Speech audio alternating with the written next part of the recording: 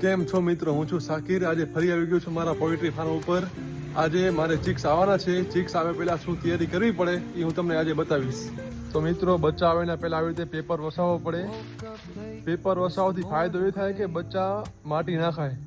બીજી વસ્તુ, પેપરથી ગરમાવો રહે અને બીમારી ના આવે. એના કારણે આવા પેપર વસાવવા પડે છે.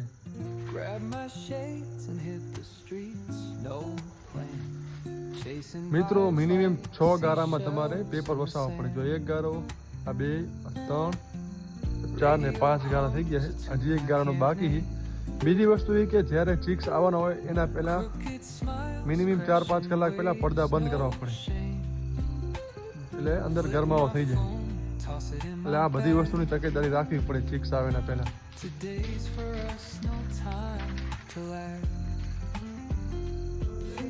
મિત્રો, આજે તારીખ છે 7 નવેમ્બર. આજે રાત્રે 11 વાગે મારે ચિક્સ આવશે.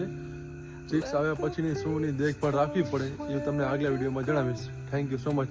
જોડાઈ રહેજો.